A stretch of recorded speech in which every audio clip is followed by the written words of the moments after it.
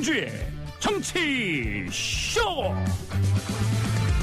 안녕하세요. 70억분의 1의 사나이 마성의 중독성 대체 불가 정봉주의 정치쇼 정봉주입니다. 오늘 목소리가 이상하죠? 왜 이상하냐? 다른 진행자들이 이러고 방송을 해요. 그래 졸려 죽겠죠. 자, 많은 분들이 휴가 떠났죠.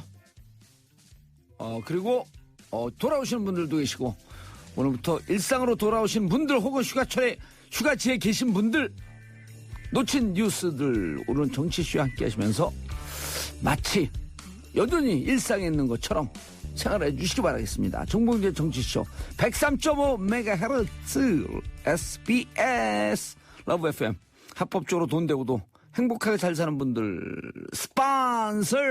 저는 광고 듣고 오겠습니다. 자, 정봉주의 정치쇼 1부 들어가겠습니다. 참 날이 후끈후끈하죠. 그래도 이분들 세 분들 만나면 청량감 같은 상쾌함이 있습니다. 뉴스 골라주는 남자, 뉴스 골라주는 여자, 최 반장과 함께 월요일 1부 문을 활짝 엽니다. 네, 안녕하세요. 소셜 엔지니어 최영일 평론가입니다. 최영일 평론가님, 소셜 엔지니어요? 네, 공대 출신 평론가라서 사회적 그 연구했죠? 엔지니어. 처음 들어봤는데. 오래전에 연구했다가 오늘 처음 써봤습니다. 그 말은 자꾸만 써야 돼요. 네. 그래야지 사람들이 기억을 못해요. 아. 자, 반기웅 한경TV 기자님, 지금 4학년 됐어요? 3학년이야, 아직도? 글쎄, 좀 올려주십시오, 이제. 오르나 마나 초딩. 네, 안녕하세요. 예. 장윤선 오마이뉴스, TV 국장이었다. 평기자로 강등된. 장윤선 기자님. 네. 예. 안녕하세요. 강등된. 예. 박찬주 장군이 생각나요? 아이, 저 그렇게 나쁜 짓 안 했어요. 근데 요즘 세상 보면 진짜 나쁜 짓 하면 사는 게 불안한 거예요. 그럼요. 저도 인생에 갈림길이 있었거든요. 나쁜 짓 하면서 살까? 좋은 일 하면서 살까? 이 갈림길이 23살 때쯤 왔거든요. 23살, 4살 때. 네. 그럴 때 그냥 엉겹결에 좋은 일 하면서 사는 쪽으로 갔지.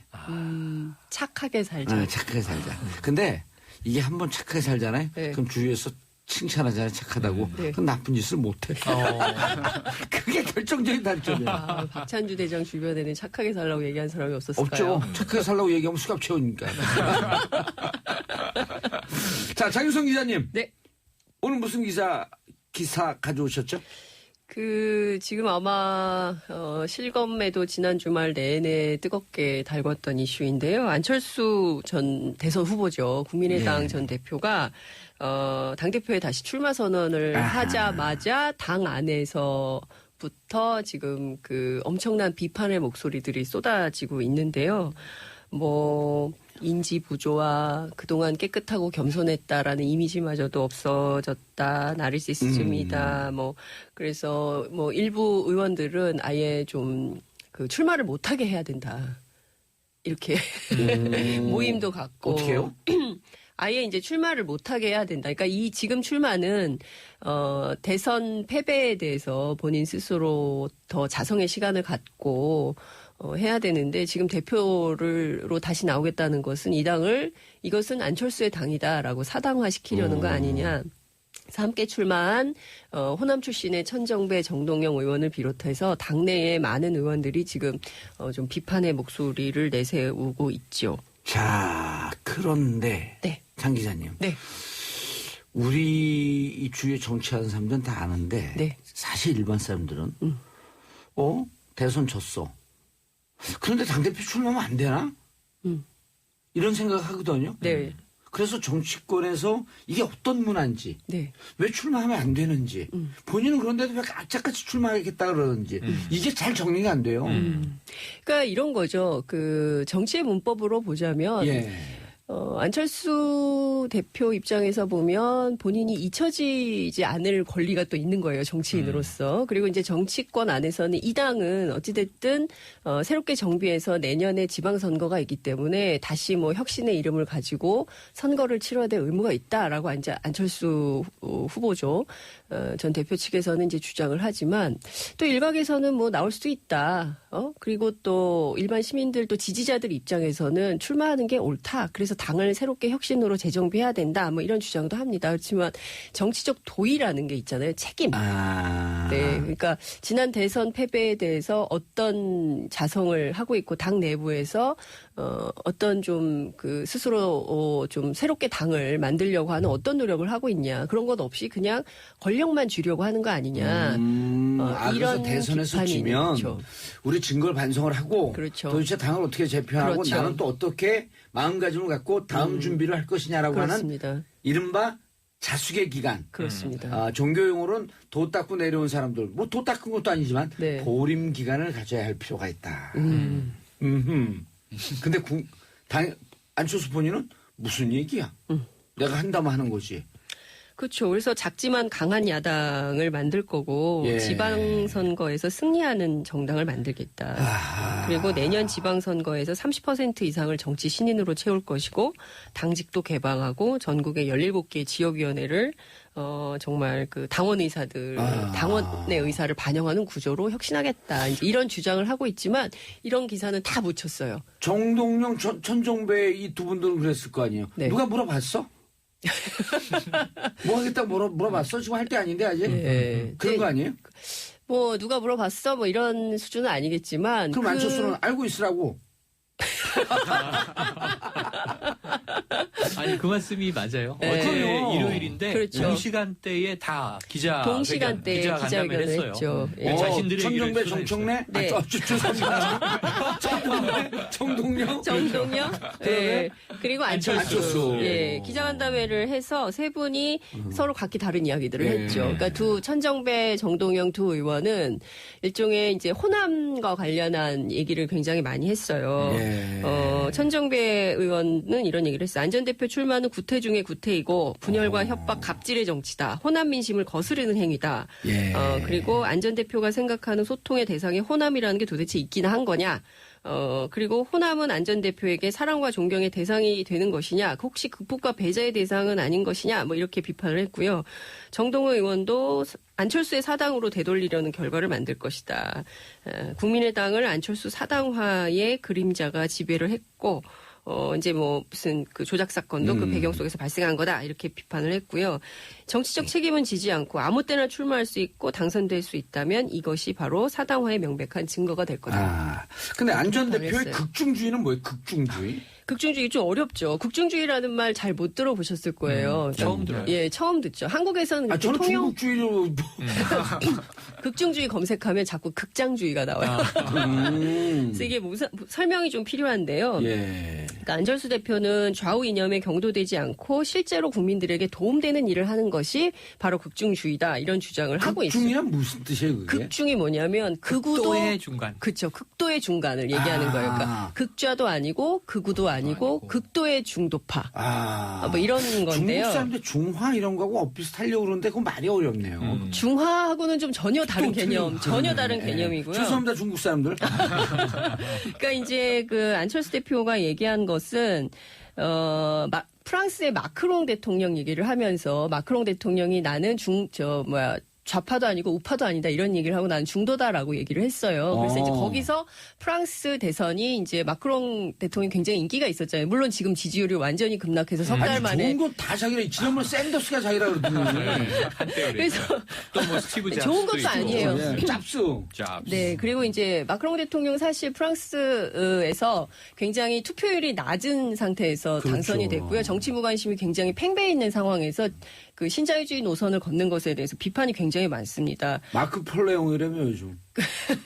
그러니까 지금 뭐냐면 그러니까 극좌도 극우도 아닌 극중을 하겠다고 주장을 하지만 이것은 한국 정치에서 전혀 있었던 개념도 아니고요. 이것이 결국 그 뭐 실용주의 노선. 이제 비견된다고 볼 수 있을 텐데요. 그렇다면 과거에 이명박 전 대통령 했던 어렵다. 노선하고 그렇게 크게 다르지가 않죠. 예. 그리고 사실 이 개념은 호남은 점점 떠나고 있고. 그렇죠. 그 프랑스의 역사가 그 피에르 교수 그리고 또 파키스탄 출신 영국의 대표적인 좌파 지식인이죠. 타르크 알리. 두 사람이 그 중도주의 이른바 이것을 비판하기 위해서 쓴 개념이에요. 근데 이 비판하기 위해서 쓴 개념을 마치 긍정적인 것처럼 갖다 쓰는 것은 실질적으로 코미디의 다름 아니다라는 이런 지식사회 비판이 계속 나오고 있습니다. 예. 네. 그런데 네. 호남 민심은 싸늘하죠. 호남 민심은 상당히 싸늘하죠. 그러니까 호남에 그냥 지역적인 정서만 있다고 보면 안 될 것 같아요. 그동안 우리 역사에서 보면 호남은 차별에 저항을 해온 집단이죠. 그리고 차별만이 아니라 독재에 항거해 왔어요. 그리고 분단 사회 모순을 또 극복해야 된다고 또 주장을 해왔어요. 그러니까 호남이라는 이 단어에는 호남 지역만을 예. 표방하는 것이 아니라 어찌 보자면 한국 사회 전반에 아우르는 정치 노선을 포괄하고 있는 개념이기 때문에 예. 이것에 찬성하냐 반대하냐 특히 이제 햇볕 정책과 관련해서 안철수 대표가 지향하는 노선에 좀 뭐라 그랬죠? 그 지난 후보 시절에도 좀 논란이 있었잖아요. 예. 햇볕 정책과 관련해서 이제 이런 점에 알겠습니다. 대해서도 좀 짚어볼 필요가 있는 것이죠. 알겠습니다. 자, 이어지는 부동산 후속 대책 시장 반응. 시장에 일단 시그널은 강하게 갔어요. 네. 예, 그리고 많은 분들이 부동산이 좀 잡힐 것이다. 이렇게들 보고 있고요. 그렇죠. 강력한 그래도 좀 그 신호를 보냈기 때문에 예. 이제 시장에서도 이걸 어떻게 해야 하나 뭐 여러 가지로 좀 살펴보고 있는 그런 단계입니다. 물론 뭐 이제 일부 재건축 단지에서는 뭐 급매물이 나와서 예. 뭐 기존 호가보다 한 3억 원 정도 떨어진 가격에 뭐 계약이 이루어졌다. 뭐 아니면 세종 같은 경우는 뭐 그동안 뭐 1억 원 가까이 붙었던 프리미엄이 뭐 이제 좀 재정상화를 좀 찾는 과정에 있다. 예. 3천만 원까지도 떨어졌다. 뭐 이렇게 계속해서 몇몇 사례가 나오긴 하는데요. 기본적으로는 사실은 이제 대책이 발표됐다고 해서 바로 시장에서 이제 피드백이 오거나 이렇게 바로 이렇게 파동이 있거나 그러진 않잖아요. 한 2, 3주 정도 관망을 하죠. 예, 어느 정도 이제 서로 이거 말을 기다릴까 아니면 진짜 팔까? 정부가 진짜 이번에는 마음 먹고 하는 건가? 여러 가지로 지금 재고 있을 겁니다. 근데 예. 공인중개사분들이 어떻게 보면 이제 현업에 계신 분들이잖아요. 예. 네, 거기서 이렇게 얘기를 좀 들어보거나 이분들 반응을 보면 여러 가지로 좀 이번은 느낌이 좀 진짜 쎄하다. 예. 이제 우리 좀- 목요일 날에서 다 얘기했어요. 들었어요? 그렇죠. 예, 들었어요, 안 들었습니다. 들었어요? 들었습니다. 안 들었으면 바로 내보내요. 그렇습니다. 예. 예. 예, 그런 얘기들이 나오고 있는데, 근데 사실 이제 이분들 반응뿐만 아니라 이렇게 진짜 이렇게 좀 체감을 할 수밖에 없는 이유가 예. 그 부동산 대책이 나온 이후에 계속해서 뭐 금융 당국부터 뭐 세무 당국까지 계속해서 이제 뭐 공이 오고 가는 것처럼 어허. 후속 대책들이 계속 나오고 있는 상황이거든요. 예. 이제 드리블하면서 이쪽에서 단독 드리블하다 패스한 게 없어서 또 드리블하고 또 그렇죠, 패스하고 그렇죠. 그냥 뭐. 쫙 몰아붙여 골 넣기 1번 직전에 왔습니다. 자, 왼쪽 선수, 오른쪽 선수. 오른쪽 선수 패스, 오른쪽 선수, 가운데 예. 선수 패스. 슈팅하다 페이지 오셨으면 다시 한 번. 제가 잘못 얘기를 꺼낸 것 같습니다. 근데 어쨌든 이제 축구 선수로 치면 티키타카라고 그러죠. 아, 수없이 계속해서 이제 볼이 주고받고 주고받고 빠르게 하면서. 왔다 갔다 예. 하는 어떤 그런 형식으로 지금 이어지고 있어요. 이제 그 공격 전선에 좀 나와 있는 부분을 세무조사 보면 하겠다? 세무조사죠. 뭐예요? 세무조사다. 무서워.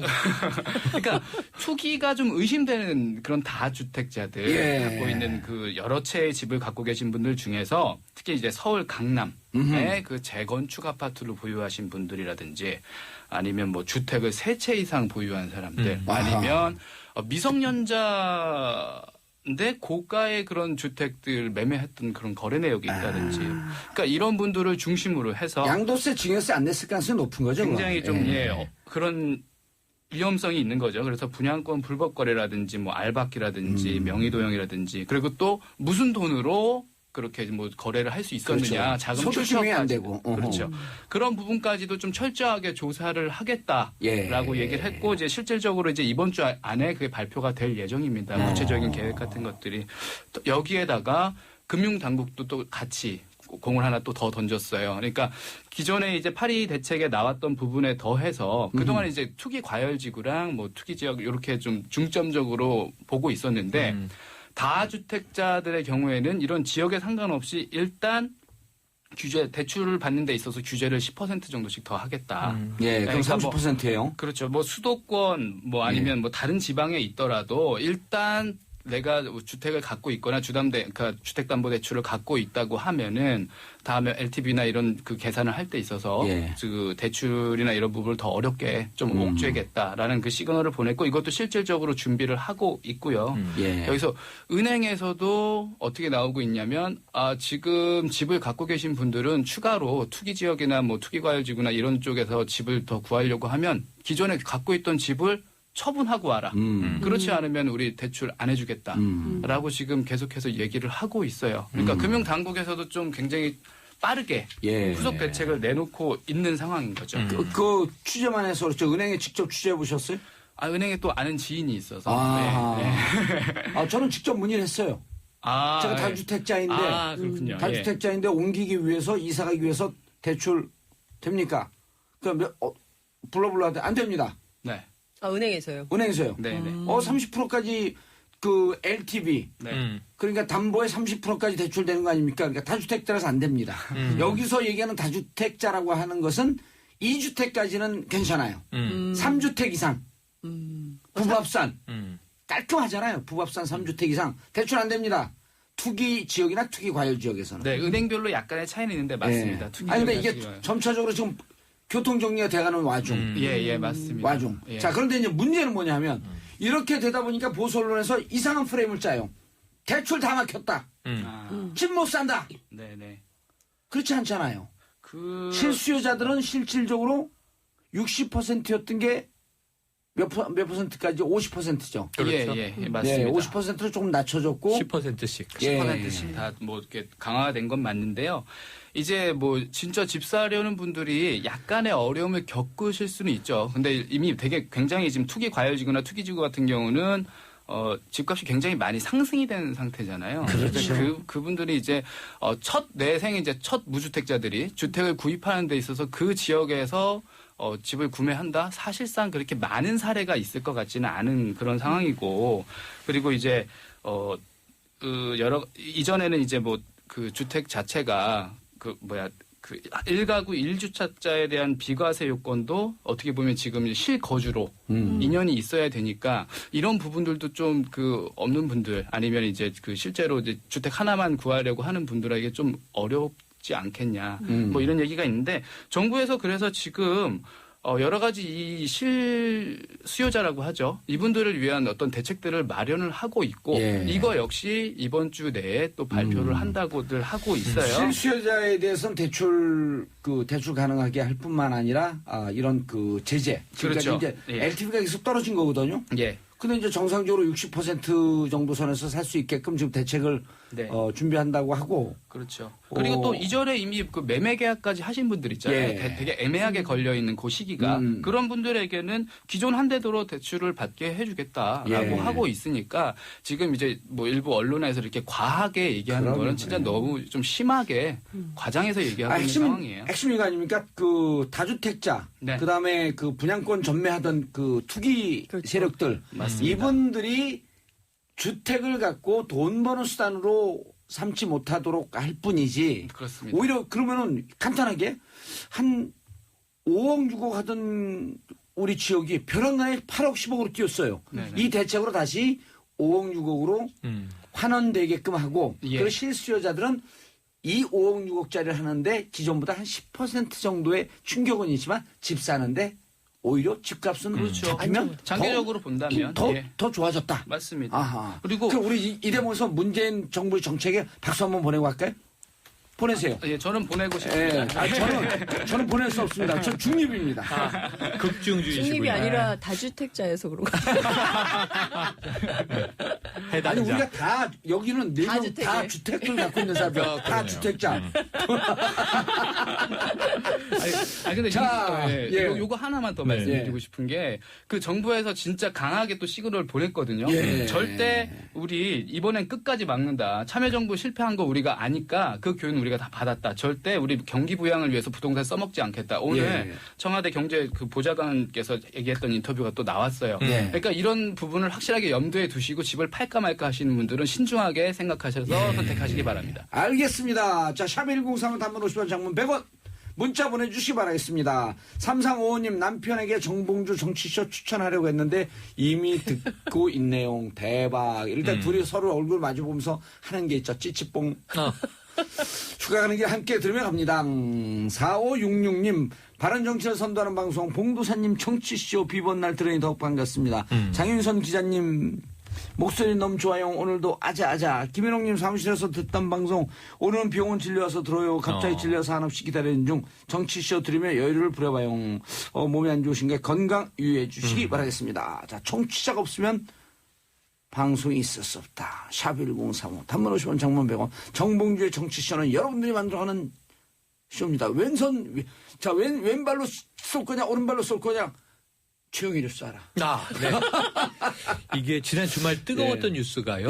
고 최진실 씨의 딸 중학교 2학년 학생인데 이 최준희 양 SNS 때문에 뭐 갑론을 박이 시끄러워졌습니다. 그런데 이게 중학교 2학년 질풍노도 시기 청소년의 주관적인 주장이냐 아니면 외할머니에 의한 아동학대냐 지금 뭐 이제 설왕설래하고 있어요. 진실은 좀 이제 조사가 돼서 객관적으로 밝혀져야 되는데 전 좀 다른 시각 얘기를 드리고 싶어요. 이 문제를 며칠째 보다 보니까 자살 유가족 문제 아니냐. 고 최진실 씨 스타였죠. 그 동생 고 최진영 씨 또 아빠였던 프로야구 출신의 이제 스타였죠. 조성민 씨. 불운한 가족사 때문에 이 국민들이 다 가슴이 아픈 얘기인데 이 가족들이 의외로 많다는 겁니다. 우리나라에. 왜냐하면 우리나라가 OECD 자살률 1위가 12년째 1위예요. 부동의 1위. 굉장히 안타까운 얘기인데 1년에 약 13,000명이 자살을 선택을 해요. 그러면 남아있는 자살 유가족이 보통 8만 명이 넘는 것으로.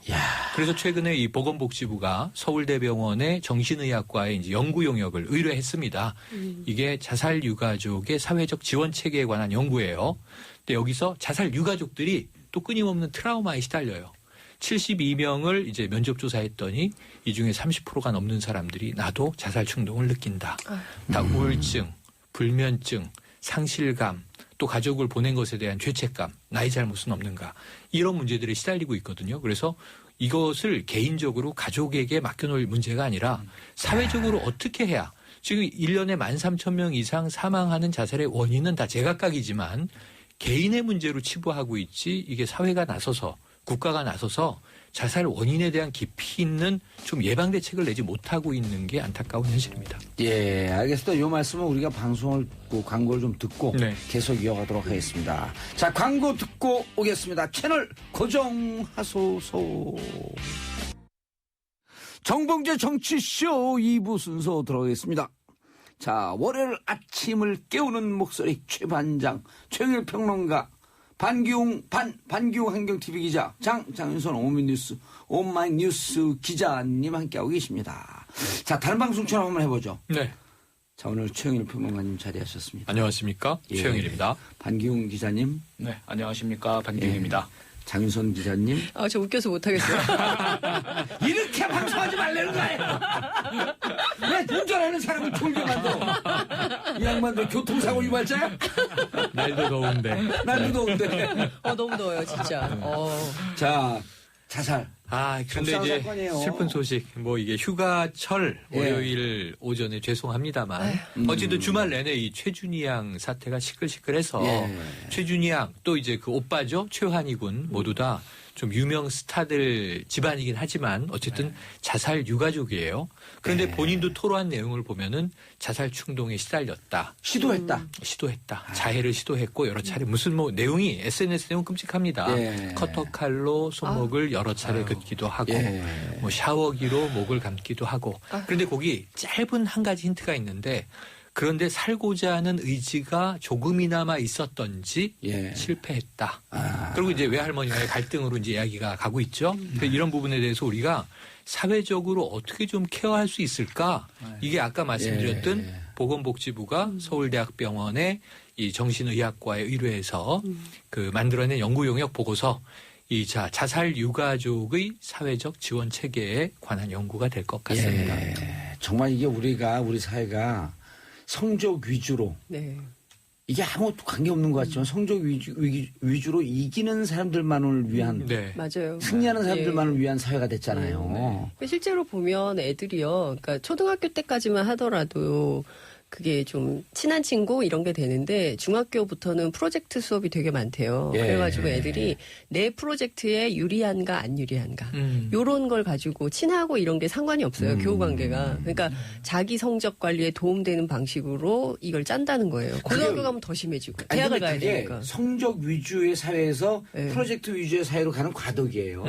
완전히 그렇긴 한데, 프로젝트로 가면 예. 그럼 팀플레이가 되거든요. 그렇죠. 근데 지금 팀플레이를 안 하는 거 아니에요. 그렇죠. 그 팀에서 자기가 그 예. 팀이 성적을 잘 받으려면 그렇게 짜야 된다는 거죠. 아니, 그리고 이 대학 들어와서도 네. 5명이 이렇게 한 팀으로 하는데 그 랜덤으로 막 묶잖아요. 그럼 싹 봐갖고 자기가 점수가 나오는 것만 발표하려고 그런다는 거예요. 5명인데도. 네. 그래 이제 교수님들이 아니야. 너는 누가 잘하고 누가 못해도 한 팀이 같은 점수를 받아. 그거에 너무 애들이 익숙하지 않대요. 왜 그러죠? 그래? 내가 더 잘했는데. 제가 훨씬 잘했는데 그래서 아니 너넨 팀이야. 우리 사회는 공동체야. 그러면 교수님 미워요. 너무 악해진 거 아니에요? 아니 그렇게 너 개인만 잘하면 된다라고 하는 비도덕적 도덕 불감증을 준 사회가 결국 내모는 거예요. 이렇게 맞아요. 우리 결국 사회에서. 어른의 문제예요, 어른의. 어른의 문제예요. 네. 우리 다 같이 반성하는 모드로 목소리 낮춥시다. 네. 죄송합니다. 죄송합니다. 예, 점잖게 사람들. 방기훈 기자는 저기 방기훈 죄송하다고 기자님? 얘기 안 해요. 여기 어른이 아니야. 아, 어른이 이렇게 사람이 그렇지. 초딩. 교육을 받고 있기 때문에 제가 희생자. 이런. 예, 알겠습니다. 샵 1035 단문 50원 장문 100원. 자다가도 얘기해요. 제가 우리 집사람 빨리 가야지 방송 빨리 가야지. 그러니까 벌떡 일어나서 샵 1035 단문 50원 장문 100원 문자 보내주시기 바라겠습니다. 자, 이게 군대 가면요 훈련소에서 그러거든요. 툭 치면 네 훈병 누구누구도 몇 그렇죠, 번 누구누구 이러거든요. 그렇죠. 군대 앞에갖고 네. 전 자다가 누가 툭 발근드리면 네 샵 1035 단문 50원 장문 100원. 이 군대 갔다 온 사람은 다 이해해요. 아유, 제대하고 예. 제대하고 집에 와서 자다가 그때는 이제 유선 전화 시대니까 핸드폰 예. 없었어요. 때르릉 울리면 전화 딱 받아서 네 최병장입니다. 통신보안 이렇게 얘기한단 말이에요. 그래놓고 그때 잠이 깨면서 이게 좀 뭐지? 예. 우리 집인데 이렇게 되는 은근 깔때기 현역으로 갔다 왔다고. 병장 공군병장 자, 최병장입니다. 8004님, 봉도사님 목소리 파워장에 저는 청소일을 하시는 50대 후반 아줌마예요. 청소 미화원. 저도 8살 손자인데 최준양 얘기 참 안타깝네요. 우리 사회가 더 안타까워해야 돼요, 정말. 어른들 잘못입니다. 이윤기님, 저번에 낮술 먹고 라디오 처음 들었는데요. 그땐 정 선생님 게스트인 줄 알았는데 정치쇼라고 직접 진행하시네요. 이 둘 중에 하나예요. 술이 많이 취했든 아니면 제가 말이 많았든. 7810님, 8주택 좀 있었으면 좋겠어요. 유유 주택시장이 안정화되면 좋겠네요. 이런 분들도 계시죠. 예, 이번 맞아요. 정책에 대해서 긍정적 시장을 잡을 것이다라고 믿는 분들 한 80%쯤 나옵니다. 네. 예. 자, 2650님 조합 아파트 싸다고 했었는데 일반 아파트보다 돈이 더 들어가네요. 조합 아파트 문제 없는지 좀 관심 가져주세요. 9110님 버스 손님들과 잘 듣고 있습니다. 감사합니다. 안전운전 하시고요. 버스 안에 타신 분들은 대한민국의 대통령입니다. 모든 권력은 국민으로부터 나온다. 권력을 갖고 있는 분들 잘 모셔주시기 바라겠습니다. 자, 어제 저녁에 아세안 지역 안보 포럼에서 남북의 외교장관이 만났습니다. 북한의 리용호 외무상 남측의 대북 제안은 진정성이 없다. 어느 분이 가져온 기사인가요? 아무도 안 가져왔어요? 네. 아니, 제가 가져온 기사인데요. 예.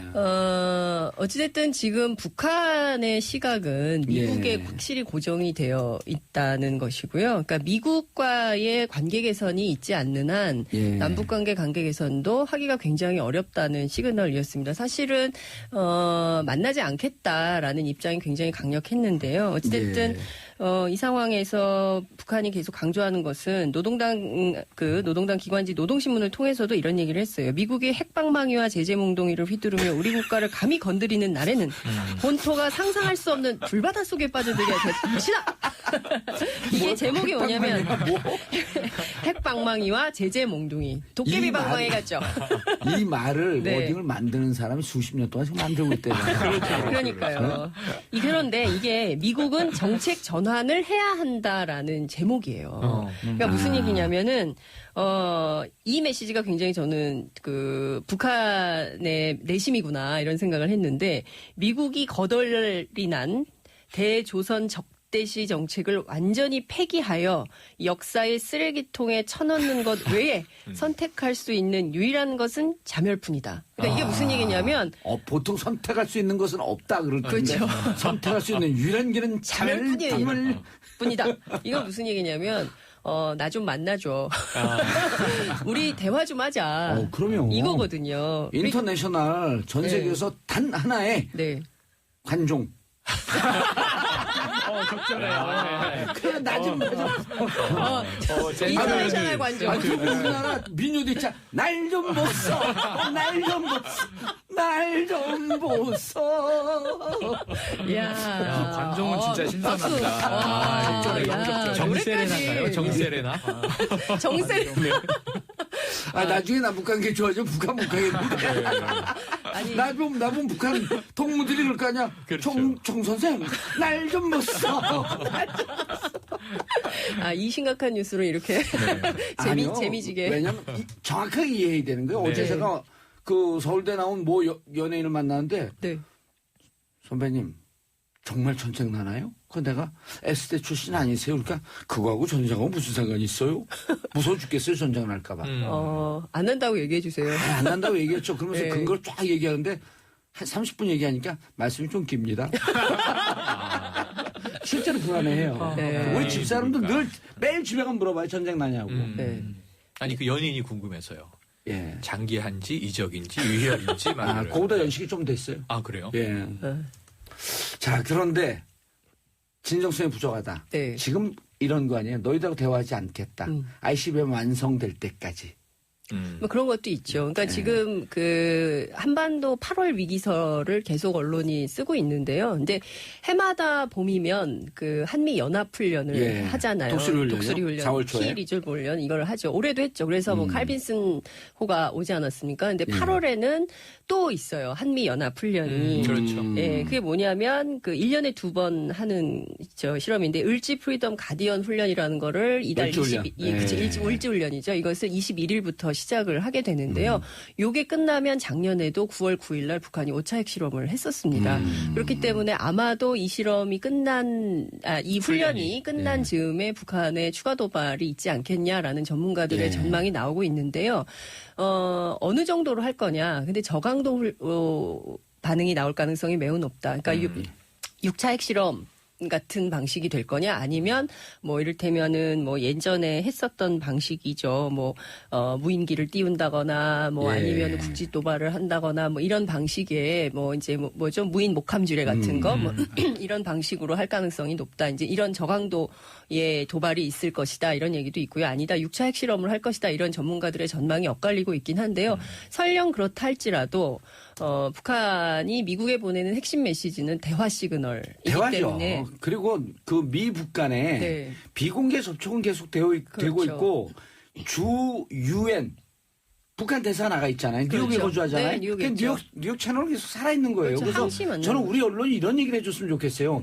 북한 애들 핵미사일 실험하고 핵실험하고 미사일 실험하는데 보통 자기들 국가 기념일 때 한다 이거를. 그렇죠. 2월 16일 김정은 생일. 그렇죠. 4월 14일, 4월 15일 김일성 생일. 네. 그다음 7월 27일 전승 기념일. 그렇죠. 9월 9일이 뭐죠? 창군 기념일. 창군 기념일. 아니요. 10월 11일. 9월 9일은 북한 정권 수립. 정권 수립. 예, 그런 다음에 이제 올해가 69주년이고요. 그리고 10월 10일이 북한 노동당 창건 노동당 기념일. 창건. 요 때는 72주년. 그 전후로 했고 군사적 그 세리머니를 해요. 그렇죠. 항상 하죠. 항상 예, 해요. 그러니까 예. 그다음에 우리가 4월에 훈련하고 네. 키리저브 독수 훈련하고 네. 8월에 을지 훈련 하니까 요때는 네. 북한이 강경 반응을 보내는 그렇죠. 패턴입니다. 네. 라고 하는 거 언론이 얘기했죠. 아니 우리 국민들이 저희는 무슨 계속 얘기를 하고 있는데 예. 보수 언론에서 보수 그러잖아요. 예, 우리 국민들이 무슨 치매 걸렸어요 다? 그러니까요. 아니잖아요. 예, 맞습니다. 매년 똑같은 얘기를 하면서 예. 긴장감만 매년 고조시켜. 근데 저는 그게 바로 안보 상업주의라고 생각해요. 그렇죠. 예, 그렇죠. 보수 언론들의 네, 네. 안보 상업주의가 계속 작동을 하고 있고 예. 계속 그 심각한 상황을 보여주면 정말 저러다가 전쟁 나는 거 아니야라는 무언의 인식을 사람들이 하게 되는 아니, 것이죠. 그러니까 안보 상업주의 그러면은 너무 점잖고 네. 라임을 타야 돼요. 안보 위기 상업주의. 아. 그러니까 봉도사님은 방송의 달인이신데 네. 생각을 해보세요. 오늘 입추잖아요. 네. 입추를 맞이해서 북한이 당연히 미사일을 쐈습니다. 이거 흥행이 안 되지 않습니까? 아시면서 그러세요. 네. 그렇지. 네. 북한 정부 수립 기념일 때 당연히 쐈으니까 불안해하지 마십시오. 네. 그럼 뉴스가 안 되죠. 뉴스 안 되구나. 네. 9월 9일 날 쏠 줄 알았더니 9월 10일 날 쐈습니다. 이거는 하루 상관에 차이가 그럼 이제 종편에서 최근 평론가님 하루 차이로 쏜 이유가 뭐죠? 이례적인데요. 이런 상황 처음입니다. 분명히 미국에서 제작했다는 게 좀 겁이 났나 보죠? 아니 뭐 여러 가지 상황으로 진단할 수 있는데요. 첫째는 진단은 그러면 둘째고. 자, 오마이뉴스 기자님. 네. 하루 늦게 쐈어요? 북이 꼬리를 내린 건가요? 그렇게 보기 매우 어렵습니다. 방금 기자님 하루 늦게 싼 경제적 의미는 뭐죠? 지금 주가가 굉장히 출렁이고 있고요. 아유, 심리적 공포가 뭐 염습하고 시장에 있네요. 오는 변동, 아이고 너무 이러지 크다. 말라는 거예요. 그렇죠. 좀 이러지 말고 정상적으로 좀 보도를 하고 그게 국민들이 안 불안하죠. 그러니까 유엔 안보리 제재 얘기할 때도 계속 무슨 규제 중심으로 얘기를 해요. 뭐 네. 이것도 안 됐다, 이것도 봉쇄됐다 막 얘기를 하지만 실제로 보면 제일 항상 핵심은 대화라는 거거든요. 그럼 맞아 대화하는 거 아니에요? 육자회담 재개해라, 대화 채널 가동해라 이런 게 핵심인데 한국 언론들은 계속 그 제재, 규제 이것만 보도하죠. 예, 알겠습니다. 샵1035 단문 50원 장문 100원. 이윤기님, 원수진 것도 아닌데 여야고 남북이고 제발 좀 평화롭게 살았으면 좋겠습니다. 근데 이윤기님, 남북은 원수라고 생각하는 세력들이 우리나라에 대한민국에 있어요. 그럼 원수라고 생각해야만이 먹고 사는 집단이 있어요. 아주 이례적인 발언하셨네. 8일 이사님 오늘따라 정봉주의 정치쇼 레알 잼 나고 귀에 쏙쏙 박히네요. 코멘트 정치쇼. 자, 2833님 정치쇼 정치 공부가 절로 됩니다. 최고예요. 짱짱짱입니다. 자, 박경 기자님. 네. 한여름밤에 전력 공급 과잉? 엥? 그렇죠. 이게 보통 여름철 되면 항상 네. 블랙아웃 걱정하고 모자라죠. 에어컨 뭐 어떻게 틀어야 되나 걱정들 많이 하시고 하는데. 저 원전 몇 개 세웠잖아요. 그렇습니다. 이제 그 부분도 이제 원전 관련해서도 그래서 좀 이게 이슈가 있는 게요. 좀 예. 설명을 좀 드릴게요. 일단 7월 달에, 지난 7월에 발전 설비 예비율이 34.0%를 기록을 했습니다. 이제 발전 설비 예비율이라고 하면, 그 전력의 우리 발전 설비, 그러니까 원전이라든지 예. 석탄 화력 발전소는 다 우리가 이제 갖추고 있는 그런 발전소에서 얼마나 좀 여유가 있느냐를 보여주는 지표예요. 그럼 그러니까 우리 국민이 67%밖에 안 쓰고 있었다. 전체 생산하는 거에. 그런 얘기죠. 그렇게 아니요. 이렇게 그렇게 보시면 안 되고 예. 전체 발전 설비 용량이라는 게 있는데 예. 전력 피크 시에도 가동이 되지 않은 그 남아 있는 예비 발전 설비가 우리가 그 정도 남아 있다는 거예요. 34%가. 그러니까 언제든지 더 갖다 쓸 수가 있다는 건데 여름철 예비율이 이렇게 30%가 넘어온 건 이제 14년 만에 처음이거든요. 그래서 9년 만에 처음 했으니 훨씬 더 의미가 있었는데.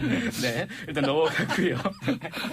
네, 그래서 올해 최대 전력 수요는 현재까지 그 지난 7월 12일에 84.59기가와트시였는데 역대 최고치를 기록한 지난해하고도 별 차이가 없는 수치였어요. 그런데도 불구하고 여유가 있다. 그러니까 왜 그렇게 여유가 있는가 살펴봤더니 지난해 7월부터 1년 동안 우리가 그 발전기는 5기가 폐기가 됐는데요.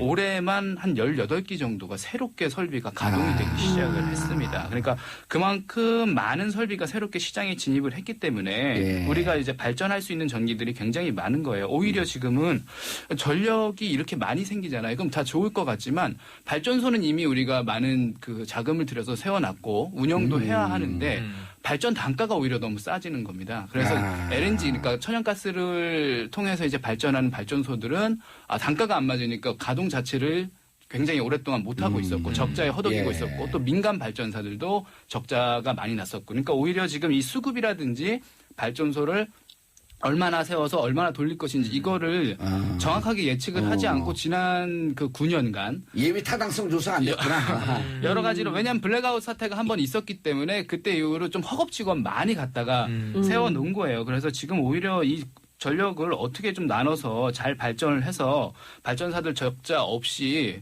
효율적으로 운영을 하는가 사실은 이런 부분들도 고민을 해야 될 그런 상황입니다. 그러니까 이게 싼 전기 공급한다 그러면서 막 원전도 짓고 민간도 짓고 막 이렇게 하지 말고 정확한 전기 예측 조사를 해서 그거에 맞게 시장에 진입시켜야 되는데 그렇죠. 너무 과잉 진입이 돼 있다는 얘기네요. 그렇죠. 에너지 대계라고 얘기를 하면서 굉장히 뭐 신중해야 된다. 요새 지금 뭐 신고리 오륙호기 요 관련해서 중단하고 공사 뭐 중단한다고 하는데 난리나 났지 않습니까? 이렇게 급하게 정하면 어떡하냐.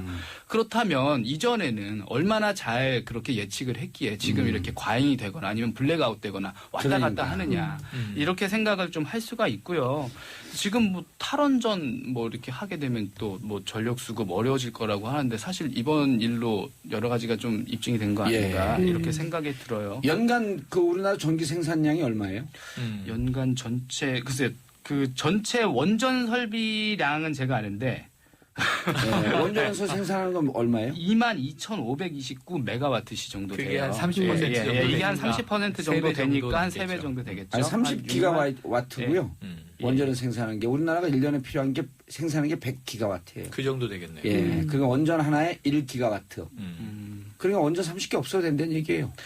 지금 그러니까 아까 이 말씀 못 드렸는데 전체 그 현재 원전의 한 3분의 1 정도가 내부 지금 점검 중이에요. 예, 수리 10개 서 중이고. 있어요. 예. 그런데도 지금 전기가 남아 돌아가. 예, 8기가 지금 가동이 좀 중단이 돼 있고 예. 24기 중에. 그러니까 뭐 지금 원전 때문에 없으면 큰일 난다. 이런 논리는 좀 약간 문제가 있다고 보고 그리고 이제 그 신고리 5, 6호기가 얼마나 지금 그 뭐 우리 발전 그 세워진다고 하면 발전에 좀 기여를 한다고 보시는지 생각을 해보면 100분의 2요.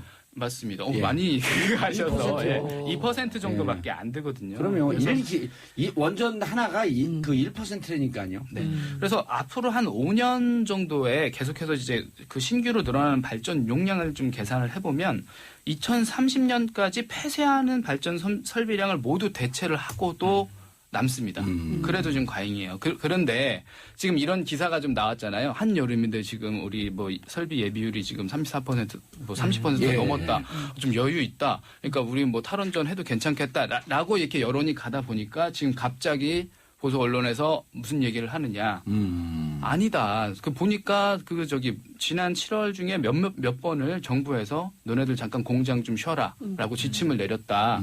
이거 봐라. 니네 그 발전 뭐 이렇게 예비율, 설비 예비율을 좀 높게 나오게 하려고 좀 꼼수 부린 거 아니냐라고 얘기를 하는데 사실 우리나라 그 산업용 전기 자체를 굉장히 좀 과도하게 써서 우리 항상 해마다 해오지 않았습니까? 산업용기 좀 적게 써라. 그리고 이제 뭐 영업용도 좀 이렇게 에어컨 가동하면은 문 좀 닫아라. 그러니까 우리가 항상 기본적으로 전력 피크가 예상되는 시점에서는 나올 수 있는 조치들이에요. 아니, 그리고 산업용, 상업용이 너무 싸갖고. 그렇죠. 그게 문제예요. 너무 지난해 낭비를 전력비한테 하는 나왔죠. 그런 경향이 있죠. 그리고 더 중요한 부분은 뭐냐면 여기서 하는 얘기가 실제 공급하는 그런 그 설비 공급하는 예비율은 그렇게 뭐 여유가 있지 않은데 니네들 설비 가지고만 우리 지난 정권에서 이렇게 만들어 놓은 거 가지고만 지금 이 수치만 얘기하는 거 아니냐라고 얘기를 하는데 실제로 공급하는 공급 예비율 있지 않습니까? 예. 그 부분도 25%가 넘어요 지금. 그러니까 뭐 그런 논리로 갔다가 될 정도의 그런 큰 수치 차이가 있는 게 아니고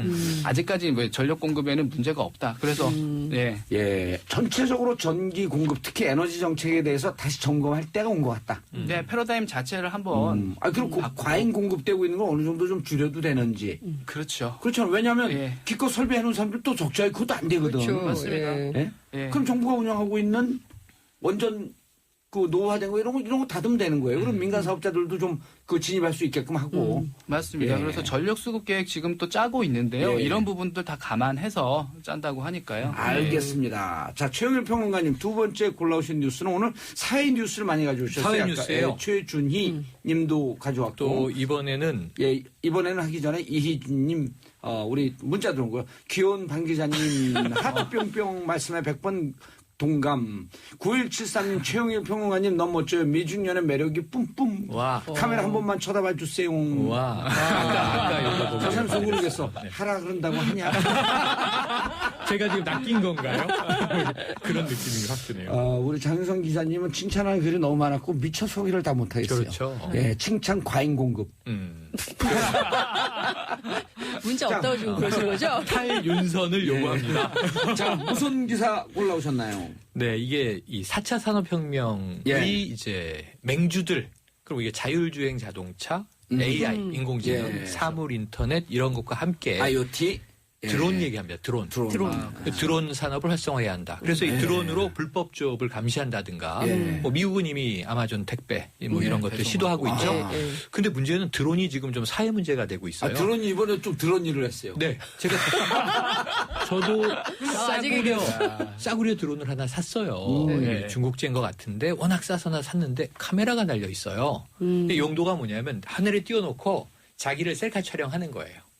그럼 이게 되게 방송에서 예. 이 멋있어 보여요. 공중 촬영하는 것처럼 쫙 멀어졌다 가까워졌다 좋은데 화질은 안 좋습니다. 싸구려니까. 아니, 거기다 비싸면 고프로 달아놓고 좋겠죠. 해도 돼요, 또. 그렇죠. 예. 그러니까 이게 비싸거나 이 카메라를 아주 고화질을 장착하면 좋겠죠.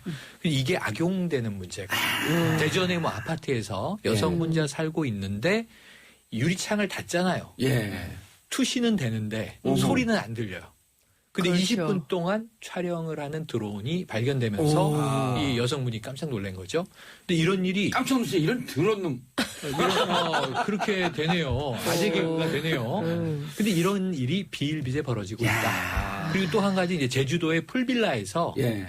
수영장 있지 않습니까? 네. 풀빌라는 수영을 하고 있는데 드론이 왔다 갔다 하더라. 오호. 자세히 보니까 뭔가 불빛이 깜빡깜빡 하는데 직감적으로 촬영하고 촬영 있다. 중이구나. 네네. 어머. 그래서 경찰과 직원에게 얘기했는데 뭐 나체 사진 찍히셨습니까? 이런 건 물어보는데 야, 대책은 없더라. 아니, 찍히셨습니까? 어떻게 알아요? 거기서 뭘 찍은지 어떻게 어떻게 알아요? 알고. 네네. 그래서 커튼 뒤에 숨어서 네. 이분이 이제 드론을 역촬영을 한 거예요. 어허. 그래서 SNS에도 올리고 직원에게도 얘기하고 경찰에도 얘기했는데 별 대책이 없더라. 뭐 일주일 아니, 지나고 어디서 열흘 지났는데. 띄웠는지. 네. 참고로 서울 지역에서 서울 그 상공 내에선 드론 못 띄웁니다. 허가를 그렇죠. 받고 허가제에서. 그래서 맞습니다. 이게 해수욕장, 지금 말씀드린 대로 펜션 지역, 그리고 또 심지어는 일반 주택가, 또 여성 혼자 많이 거주하는 원룸지대 이런 데서 자꾸 벌어지니까 이제 사회 문제가 됐어요. 예. 그런데 문제는 이게 뭐 처벌 방법이 없는 거 아닙니까? 드론의 처벌 방법은 없지만 예. 카메라 등을 이용해서 몰카를 하면 성폭력법에 저촉이 돼요. 처벌되는 거예요. 왜냐하면 일전에 아시죠? 30대 판사가 지하철에서 네. 예. 스마트폰으로 여성을 촬영했잖아요. 예. 법적 처벌 되거든요. 다만 아주 우수한 예. 판사가. 그렇죠. 우수한 성적이. 우수한 분, 집안도 좋고. 네. 예, 그런데 이거 드론으로 찍었다는 게 다를 뿐이지 성폭력법으로 처벌 가능하니까 예. 이거 바로바로 신고를 하시는데 문제는 경찰이나 이 해당 직원이 안 나서주면 본인이 드론 주인을 추적해서 찾아야 되잖아요. 그거 어떻게 근데 찾아요? 어떻게 알아요? 드론을 근데? 따라가야 되잖아요. 예. 이게 보통 아니, 그럼 일입니까? 드론을 추적하기 위해서 내 드론을 또 네. 띄워야 돼. 그러니까 당국이나 시설에서 드론에 대한 좀 예방 네. 혹은 이런 일이 벌어졌을 때 대응 매뉴얼을 만들어서 처벌을 할 수 있도록 이 범인을 드론 주인을 잡아야죠 뭐. 자, 새로운 일자리가 또 하나 생기겠는데요. 드론 버스터였고 드론 추격. 드론 드론을 또 추격자. 시켜드립니다. 네. 근데 이거 관련 법규도 필요하겠어요. 아니, 그렇죠. 불법적인 불법적으로 띄운 거 예. 지금 제지하지 못한다니까 이거 격추시켜도 제지할 수 없어요. 격추? 격추시키는 거죠. 조심하셔야 되는 게 드론이 굉장히 무거운 것도 있고 얼마 전에 추락 사고가 있었는데 국방과학연구원. 송수시 고장이 되면 맞아요. 140kg의 어머. 드론이 떨어졌으니까 어떻게 보면 경비행보다 약간 더 작은 네, 게 떨어진 맞아요. 거예요. 아니 그 뉴스를 보면 드론이 아니고 그냥 경비행이에요. 경비행기 사이즈죠. 보면. 야, 그거 떨어졌고 진짜 어디 차나 이런 데 하면 그렇죠. 차보다 사람한테 떨어지게 되면 큰일 나는 거죠. 아침 8시에 경로당에 아주 제대로 추락을 했는데 예. 좀 이른 시간이라 사람들이 없었어요. 경로당 다 뽀개졌어요. 근데 경로당 이 천정이 파괴됐습니다. 그렇죠. 야. 근데 이제 굉장히 행인이 위험한 있었거나 거예요. 실내에 어르신들이 계셨으면 아마 부상자가 나왔을 가능성이 높아요. 그 새로운 기술이 또 개발되겠어. 드론에다가 소형 낙하산이 장착이 돼갖고 예상치 않은 속도로 떨어져서 낙하산이 자동으로 펴지는 거야. 드론 슈트. 드론 슈트. 강양구 정말 시간에 얘기해. 그 상상력은 무한대. 계속 뻗어나가시네요. 자, 마지막. 네. 뭘 가져오셨어요? 박찬주 대장. 예. 그 유명한 박찬주 대장의 부인이 부인께서 오늘 군 검찰에 드디어 출두를 하셨습니다. 기자들이 물었어요. 공관병을 괴롭혔다는 혐의에 대해서 인정하십니까? 예. 네, 제가 잘못했습니다. 아들 같은 마음에. 아들 같은 마음에 생각하고 했지만 그들에게 상처가 됐다면 형제나 부모님들께 죄송합니다. 아들한테 썩은 토마토를 수갑 채워놓고 호출벨 해가지고 그렇죠. 한 번 부르면 조리병, 두 번 부르면 운전병. 저는 정말 그 썩은 음식 먹으라고 하고 전 따귀? 전을 던져서 따길 때 저는 그 좀 도무지 이해할 수가 없어요.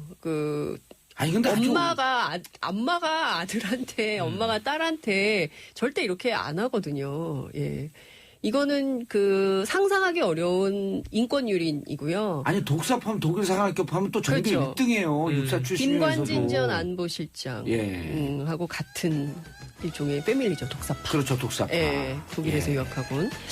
사실 이게 지금 매우 심각한 문제인 겁니다. 알겠습니다. 자, 내일 전역할까봐 걱정입니다. 자, 오늘 최 반장 세 분 인사하시고 최윤 평론가님, 박경훈 기자님, 장윤성 기자님 인사하시고요. 네, 고맙습니다. 감사합니다. 저는 3부에 다시 돌아오는데 오늘은 이재용 삼성 부회장 구형 공판이 있는 날입니다. 그렇습니다. 3부에 다시 돌아오겠습니다. 채널 고정하소서. 그게 뭐야? 여보세요? 죄송합니다. 정봉재 정치쇼 호수의 품격 시작하겠습니다. 아니 근데 그게 뭐지? 신과 함께 달려요? 네. 로고송에? 나도 처음 들어봤네. 뭐 좀 잘못 들린 것 같죠. 그래? 당신과 함께. 당신과 함께 달려요군요. 근데 당신 당자가 안 들렸는데. 그러니까 말이에요. 오. 자, 보수의 품격 정정브라더스 정두원 의원님 자리하셨습니다. 안녕하세요.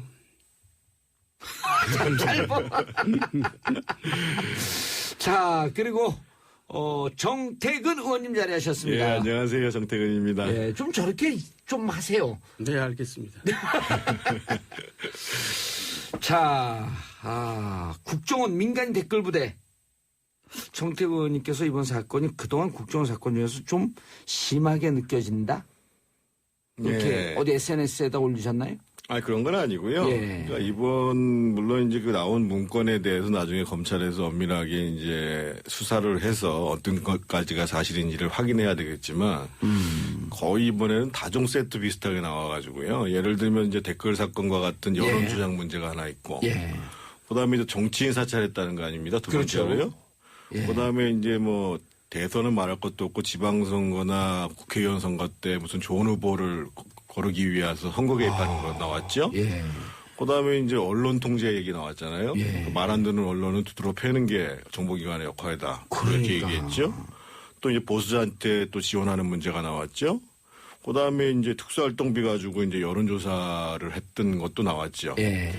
그래서 이제 사실 과거에 이 정도가 되면은 거의 이제 그 김영삼 문민정부 이전 시대의 행태라고 봐야 되거든요. 그러니까 박정희 정부나 그 전두환 노태우 정부 때는 뭐 국정원이 사실은 정치를 했지요. 공작도 했고. 그러면. 근데 이제 이게 이제 문민정부 들어와가지고 굉장히 조심스러워졌단 말이에요. 그래서 처음에 예를 들면 YS도 김영삼 정부 시절에도 처음에 이제 도청팀을 없앴다가 나중에 이제 미림팀을 다시 이제 만드는 문제가 벌어졌고 또 그게 크게 문제가 됐었죠. 그렇죠. 문제가 됐었죠.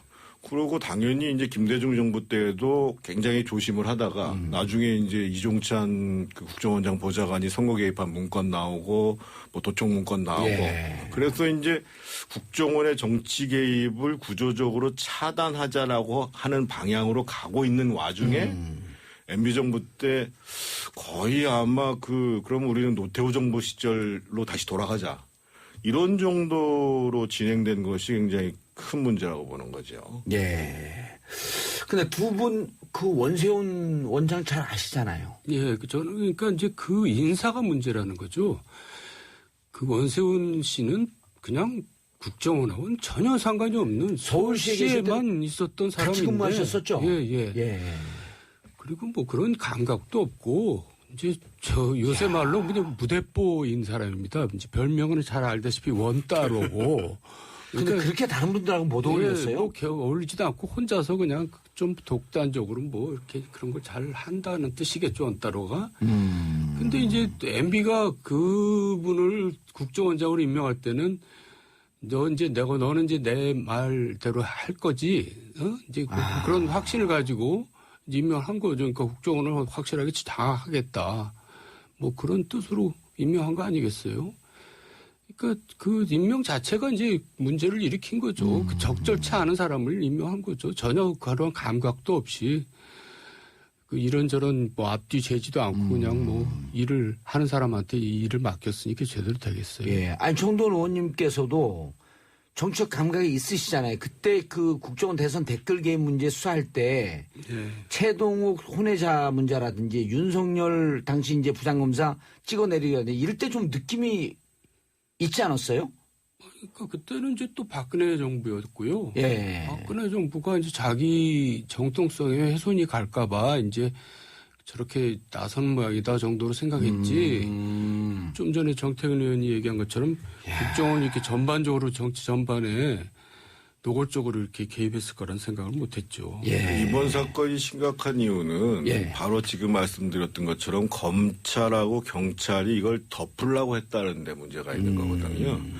과거에도 국정원과 관련된 정치 개입 사건 많이 있었습니다. 그러니까 아주 대표적인 게 대북송금 사건부터 시작해가지고. 근데 문제가 벌어지면은 어떻든 야당이 그 문제를 제기하고 국회에서 또 언론에서 추적이 되면서 사법적 처벌로 가면서 이제 개혁으로 나가는 거였거든요. 근데 이번에는 처음에 댓글 사건이 터질 때에 사실은 이제 경찰에서 그거를 이제 덮으려고 노력을 했고. 나중에 이제 박근혜 그 정부가 들어선 다음에는 지금 말씀하셨던 것처럼 소위 이제 검찰총장 그리고 수사 담당자에 대한 이 좌천과 이 공직에서 물러나도록 하는 조치가 진행되면서 여기까지 왔다는 거죠. 그래서 앞으로 이게 이제 사후의 정치적 보복 차원이 아니라 적어도 이제 국정원이라는 기관이 정치에 개입하는 것은 절대 안 된다. 법에 나오는 대로 처벌받아야 되고 하지도 못하게 해야 된다. 이게 이제 원칙으로 자리 잡아야 되는 거죠. 그런데 두 분께서는 MB 전 대통령 스타일 잘 알잖아요. 여기에 인사했을 때는 아까 정돈 의원님이 그런 얘기를 했는데 내 시키는 대로 해라. 그러니까 좋게 얘기하면 MB 대통령께서 오랫동안 기업에 계셨잖아요. 그러니까 이제 비즈니스 마인드가 충실하시니까 성과가 중요하게 본 거죠. 그러니까 좋게 얘기하면 실용주의고 나쁘게 얘기하면 이 비즈니스적 성과주의 때문에 거기에 적절한가와 관계없이 사람들을 이제 갖다 쓰게 되는 건데 분명한 것은 특히 이제 이 원세훈 원장 문제도 마찬가지고 그 당시에 인권위원장 문제도 마찬가지고 적어도 우리가 이제 역사인식이라든지 소위 이제 민주주의 인권의식을 갖고 판단해야 될 문제에 대해서 상당히 그 의식이 결여돼 있었던 것은 분명하다고 봐야죠. 정돈 의원님. 이게 반민주적이고 불법적이고 비상식적인 일들 아니에요? 블랙리스트에도 개입됐고 민간인 불법 사찰, 댓글 부대 여론 조작. 블랙리스트는 이제 박근혜 정부 때 일이고. 박근혜 정부 때 일이고.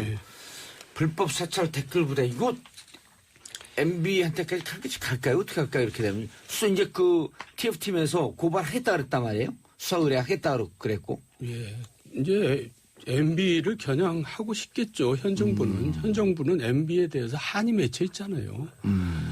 그 노무현 전 대통령이 MB 정부 때 결국 수사받다가 서가신 거 아닙니까? 그러니까 이제 정치 보복이 없다고 말할 수는 없어요. 제가 볼 때는. 그런데 이제 MB가 또 굉장히 뭐라 그럴까 신중하고 아주 뭐 좀 영리하다 그럴까? 그러니까 이제 빠져나갈 구멍을 다 만들어 놓고 일하는 사람이에요. 그러니까 이게 직접 엮기에는 그렇게 쉽지는 않아 보여요. 그러니까 이제 흔히 하는 우리가 같이 일을 해봤지만은 책임은 다 밑에 사람한테 이렇게 넘기는 스타일이거든요. 근데 국정원장이 이걸 독단적으로 했다고 볼 수 있어요? 저는 결국은 이제 원세훈 전 원장이 어떻게 진술하느냐에 따라 달린 문제라고 보여지거든요. 그러니까 통상은 이런 일이 벌어지면 뭐 보고 예를 들면 자기들이 결과적인 그 일한 거에 대한 보고서는 올리지만 뭐 이런 걸 협의하지 않는다라고 하면서 소위 이제 주군에 대한 의리를 지키려고 노력하는 게 통상의 관계라고 봐야죠. 예. 근데 이제 원세훈 전 원장이 어떻게 진술할 것인지에 대해서는 저희도 예측 불가다라고. 스타일을 잘 아시잖아요, 원세훈. 아니, 그러니까 지금 상황이 지금 스타일로만 판단하기가 어려운 상황이니까요. 근데 묘한 얘기가 두 개가 엇갈리는 얘기를 했어요. 한 번은 재판받을 땐 내가 독단적으로 한 일이다. 그러니까요. 근데 이제 최근에 와갖고는 이제 이 문건이 나오니까 국정원장이라고 하는 게 그렇게 혼자서 하는 일은 아니다. 그러니까 이번 재판에서는 결국은 이제 결심이 이미 된 상태고 예. 8월 30일 날 선고를 하게 그렇죠. 되잖아요. 예. 그래서 이 사건 자체를 추가로 기소하거나 할 수는 없어요. 왜냐하면 그 피의자의 반론권 문제가 보장이 안 되는 문제니까 예. 결국은 이제 이번 판결에 영향을 미치는 걸로 끝날 것이고 다만 별도의 이제 추가 기소라든지 기소. 뭐 이럴 때 이제 어떻게 할 것인가의 문제인데 저는 그 명료하게 뭐 대통령이나 청와대가 개입했다라는 증거가 나오지 않는 이상은 전직 대통령을 바로 조사하려고 하는 것 이거는 쉽지 않다. 쉽지도 않고 바람직하지 않다라는 거죠. 그러니까 예전에 과거에 우리 전직 대통령이 조사를 받은 사례가 많이 있지 않습니까? 그렇죠. 예를 들면 뭐 전두환 노태우 정부는 당연히 구속이 됐던 예. 경우고 그리고 이제 노무현 대통령 그 수사하다가 문제가 됐던 건데 그래서 적어도 그러니까 이번에 예를 들면 박근혜 대통령은 명료하게 문제가 됐으니까. 그렇죠. 그래서 전직 대통령이 책임져야 될 명료한 자료, 증거가 나왔을 때는 불가피한 문제지만 그렇지 않을 때는 상당히 대통령에 대한 조사는 신중할 필요가 있다. 그리고 원세훈 전 국정원장도 바로 그렇게 직접적으로 증언하기는 쉽지 않을 것이다. 저는 뭐 그렇게 봅니다. 알겠습니다. 자, 샵 1035 단문 50원 장문 100원 보수의 품격 정도원 의원, 정태원 의원과 함께하고 계십니다. 한미라님, 국정원이 왜 이런 일까지 벌이는 건지 도저히 이해할 수 없습니다. 3304님, 정도님을 위해 고심한 삼행시를 올립니다. 정말로. 투말하면 잔소리. 언제나 바른말 정말로 따봉. 야, 따봉이다 정말. 삼행시 정말 심했다. 아, 팬클럽에서 보는 거 아니에요 이거? 알바인데요. 정도원 댓글 부대요? 네. 자, 2140님, 정태근 의원님, 곰돌이처럼 푸근해요. 정치쇼의 마성의 꿀성대. 그런데 정도원 의원님, 네. 조사는 불가피하겠죠? 그러겠죠. 이제 새롭게 이제 중앙지검에서 예. 윤석열 지검장이 직접 수사를 지휘한다는 그런 기사가 나오고 있지 않아요? 예. 그러니까 이제 굉장히 판을 크게 벌릴 것 같은데요.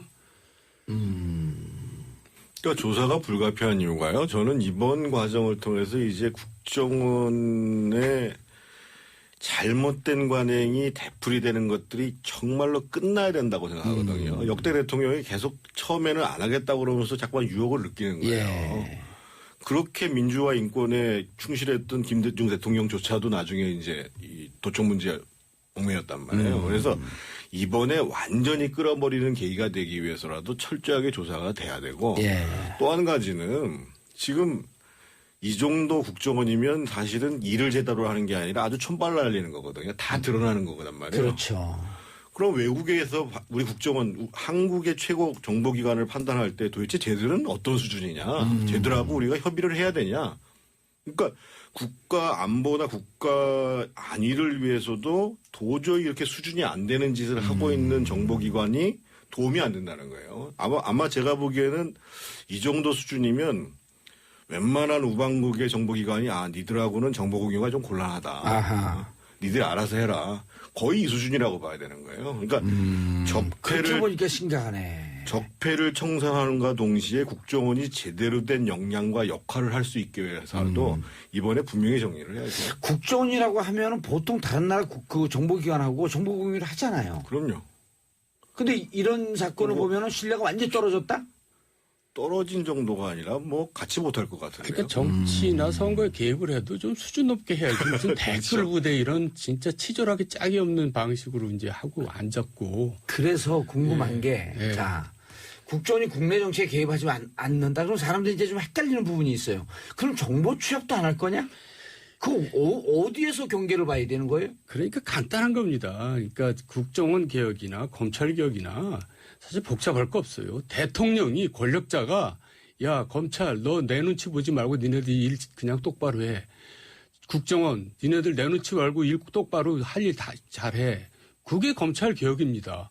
꼭 권력자가 개입을 하기 때문에 사적으로 이용하기 때문에 그게 이상하게 왜곡되고 이상한 일들 벌이고 그러는 거죠. 그러니까 결국 대통령 하기 나름입니다. 근데 이번에 지금 봉도사님 말씀에 조금 문제가 있는데요. 예. 예를 들면 검찰이나 경찰에서는 범죄와 관련된 정보를 수집을 하는 겁니다. 국정원은 실제로 국가와 안위와 관련된 정보를 수집하는 거고 국정원이 예를 들면 뭐 정태근이란 국회의원이 뭐 이런 거 발언 생각하고 있다더라. 지금 나와 있던 것처럼 뭐 손학규는 이렇고 우상호는 이렇고 안철수는 이렇고 그런 정보를 국정원에서 왜 취합을 해요? 국정원의 업무가 아니라는 거죠. 예. 아니 이제 보통 기관의 국정원 요원들이 파견 나오잖아요. 그걸 왜 나오냐고요. 그 이번 파견 안 나오겠다 이제까지 그랬거든요. 사실은 아이오라고 한 사람들이 그러니까 뭐 좀 센 데 가서는 들범 잡지만 약한 데 가잖아요. 그러니까 삼시사방에 다 가 있단 말이에요. 완전히 무슨 갑질하죠. 보건복지부에도 가 있고 지방의 자치단체도 가고 그러는데 그 사람들의 눈치를 왜 봐야 되냐고요. 근데 눈치를 보게 만들어요. 왜? 보고서를 이렇게 써가지고 여기 문제가 있는 식으로 보고서를 쓰면 국정원에서 취합해서 또 그거를 그중에 몇 개 골라가지고 청와대에 보낸단 말이에요. 그러니까 자기들이 전혀 자기들 할 일이 아닌데 예를 들면 공직자에 대한 감찰은 누가 합니까? 감사원에서 하면 되는 거예요. 그게 범죄다. 라고 감사원에서 고발하든지 범죄를 인식하면 경찰이나 검찰이 하든지 하면 되는 문제예요. 그러니까 재밌는 얘기가 국정원에서 서울시도 나왔을 거 아니에요?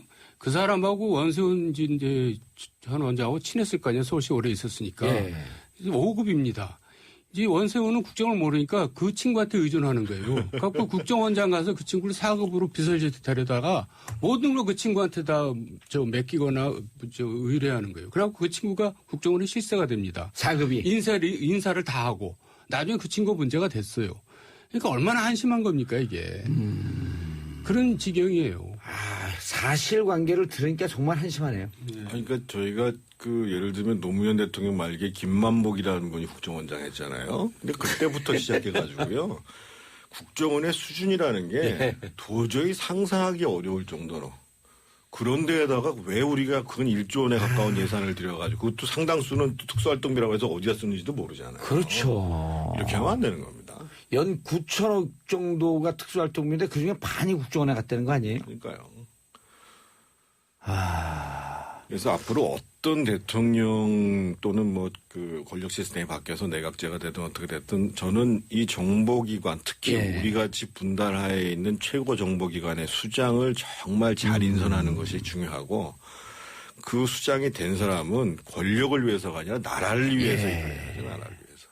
알겠습니다. 각 기관에 파견대에 나와 있던 국정원 요원들 그거 다 다시 불러들이고 파견하지 않겠다라고 이제 손 원장이 그랬거든요. 그게 정상적이다. 당연하죠.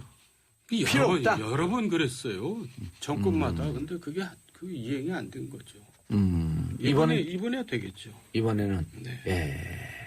여기 예를 들면 1년에 30억 썼다고 그러는데요. 그거 가지 말고 이 컴퓨터 요즘 AI 시대인데 온라인에 제대로 정보를 분석할 수 있는 시스템을 갖다 놓는 게 낫죠. 그렇죠. 그 요원들 나가고 수공업적으로 정보 가져오는 것보다도 소리를 하는 거죠. 도대체. 아날로그식으로 일을 하는 거죠. 자, 알겠습니다. 박종숙님 정치쇼는 왜 다시 듣기 안 되나요? 자, 고릴라 앱 다운받으셔서요. 상단에 고릴라 팟을 누르시면 바로 들으실 수 있습니다. 지난번에는 한번 말씀을 나눴는데 정도원 의원님. 안철수 전 대표 당대표 출마. 그때 아주 혹평을 하셨었는데. 근데 출마해요 결국? 그러니까 이제 이분은 본인을 잘 모르는 것 같아요. 제가 볼 때는 이미 이제 지는 해도 아니고 지는 달이거든요. 그러니까 이제 국민으로부터 각광을 받다가 예. 그동안 여러 번 이제 실망을 주고 이제 거의 사라져가는 분입니다. 근데 뭐 다시 출마한다니까 이제 본인의 착각이라고 저는 보는데 결국 뭐 당 대표가 될지는 몰라도 그 국민의 당은 이제 이상하게 되는 거죠. 그 자기 자신을 정확하게 이렇게 모른다는 게 얼마나 많은 사람을 피곤하게 만드는지를 보여주고 있는 좋은 예인 것 같아요. 저는 좀 제가 이제 안철수를 위한 변명, 안철수를 위한 재언을 한다 그러면, 예. 그러니까 지금 뭐 시기적으로 굉장히 복귀가 빠르긴 하죠. 근데 과거에 이해창 총재 같은 경우도 97년 대선 패배한 다음에 그 다음에 있었던 8월 전당대회 때 복귀를 한 거거든요. 그래서 물론 이제 김대중 대통령은 거의 한 2년 반 이상의 시간을 보냈었고 뭐 이제 이 문재인 대통령도 마찬가지죠. 그래서 근데 복귀의 시기가 빠르냐 안 빠르냐라는 것이 아니라 복귀하는 과정이 자기한테 도움이 되는가 안 되는가가 더 중요한 문제인데 결국은 다시 복귀한다라고 했을 경우는 그 사람의 리더십의 변화가 왔다라는 것을 국민이 인정해 줘야 되잖아요. 그렇죠. 그렇기 위해서 시간을 두는 거란 말이에요. 근데 문제는 지금 이제 안철수 후보가 다시 복귀하겠다고 하는 것 자체가 문제가 아니라 복귀하는 과정에 있어서 그래도 안철수가 상당히 변했다. 그 리더십의 발전이 있었다. 라는 것을 보여줘야 되는데 그것이 전혀 안 보이니까 그러니까 이제 우리 정돈 선배가 자꾸만 땡쳤다. 지는 해다. 이런 얘기를 하는 건데 저는 사람이 변하는 건 쉽지 않지만 결국은 어떠한 명분을 내거든지 안철수 의원이 정치를 계속하기 위해서는 특히 이제 이 대표라는데 복귀하기 위해서는 내 리더십의 변화에 대해서 국민들한테 실감나게 보여주지 않는 이상은 안 된다. 이런 말씀을 당내에서 드리고 싶어요. 지금 그 전당대회에서 강력하게 당 소속 현역 의원들이 반대를 하고 있잖아요. 지금 때가 아니다. 그 이제 정돈 의원님하고 그분들하고 생각이 다르든 아니면 그 이유가 좀 다르든 어쨌든 반대하는 세력이 당에서 이렇게 강력하게 존재하고 있거든요. 그리고 언론 보도에 따르면 가장 측근이라고 했던 박선수 의원이 반대하다가 지금 서로 뭐 등을 돌리는 과정까지 갔다 그러잖아요. 그러니까 이분의 가장 큰 문제는 이분 주변에 이제 핵심으로 있었던 분들이 계속 떨어져 나가는 과정들을 반복하는 저는 이분 주변에 있던 사람을 그래도 다 아는 편이잖아요. 저는 좋은 얘기를 들어본 적이 한 번도 없어요. 어쩌면 그럴 수가 있을까요? 자기가 같이 모시고 일했던 사람에 대해서 다 이렇게 좋은 얘기도 하고 그러는 건데 한 번도 좋은 얘기를 들어본 적이 없어요. 그러면서 지금 불과 보름 전에 뭐 자기가 이제 뭐 반성을 한다고 그러놓고는 출마를 한다는 게 너무나 좀 앞뒤가 안 맞는 거거든요. 그러니까 한 뭐 반년이나 1년 지난 다음에 야, 요새 안철수 뭐 하나? 안철수가 많이 변했나? 뭐 그럴 때 나타나는 거 상식이지. 그새를 못 참고. 그러니까 내가 볼 때는 마지막 안간 힘을 써보는 건데 제가 볼 때는 뭐 종쳤습니다. 그 아까 이제 그 일부에서 장윤선 기자가 예를 들면 이제 안철수 리더십 관련해서 이제 소통이 부재하다, 뭐 나르시스트적이다, 뭐 이런 말씀 많이 들었는데 결국은 제가 보기에는 정치적 컨텐츠 그리고 정치적 판단 능력의 문제라고 보여지거든요. 이번에도 참 답답한 게 보면은 이제 당의 생존을 위해서 복귀를 한다 이렇게 명분을 내세웠단 말이에요. 그러면서 제3당 다당제 이렇게 얘기를 하는데 예를 들면 바른정당의 이해운 대표조차도 3당이니 뭐 이런 얘기를 하는 게 아니라 자유한국당은 보수가 아니다. 진정한 보수가 될 사람들은 우리다. 바른정당이다. 이렇게 얘기를 한단 말이에요. 그러면 적어도 복귀의 명분을 삼으려면 뭐 3당 제재 무슨 뭐 다당제 이렇게 얘기할 것이 아니라 내가 나서서 나부터 바뀌는데 바뀌는 종착점은 문재인 정부를 대체할 수 있는 대한정당을 내가 만들겠다. 뭐 이렇게 얘기를 해야 이게 사람들이 좀 끄덕끄덕 하는데 지금 별로 이해가 안 아무 의미 돼요. 없이 국중주의 얘기하다가 또 제3당 얘기하다가 이러니까 이분이 시기에 맞게 얘기할 수 있는 정치적 내용 판단 이런 문제에 대한 신뢰를 도저히 할 수가 없다는 거예요. 그래서 지금 이분이 이제 대표가 될지 안 될지는 모르겠습니다. 제가 보기엔 대표가 될 나오면 가능성이 된다 그러잖아요. 그게 더 문제라는 거 아니에요? 높을 것 같은데 결국은 남는 문제는 그럼 리더로서 그런 정치적 능력, 그런 판단력과 정치적 내용 이거를 어떻게 갖추냐가 문제인데 단기간에 쉽게 갖춰지기가 어려울 것 같아요. 예. 정돈 의원님. 종 쳤다 그러지 마시고 예. 지금 종은 두 번 쳤거든요. 지난번도 치고 오늘 쳤는데 예. 국민들 도저히 납득이 안 돼요. 그러니까 그 정치에 보면 제가 볼 땐 친화적이지 않은 분이에요. 정치에 친화적이 예. 아니라 정치 안 하는 게 안 낫겠다. 맞는 사람이고. 아하. 예. 그래서 이제 이분한테 많은 관심을 보였던 거죠. 이제 예. 새로운 정치를 해봐라. 그런데 너무나 정치스럽게 정치를 계속해요. 요번에 뭐 복귀한 내용도 그렇잖아요. 나를 위해서가 아니라 당을 위해서 뭐 그것도 너무나 정치스러운 얘기 아닙니까? 많이 듣던 얘기. 예. 내년에 서울시장 나왔으면 재밌었을 텐데. 알겠습니다. 오늘 보수의 품격 정종 브라더스 정돈 정태근 의원과 함께했습니다. 인사하시고요. 네, 예, 다음 주에 또 수고하셨습니다. 뵙겠습니다. 예, 저는 내일 10시 30분에 다시 찾아뵙겠습니다. 바이바이.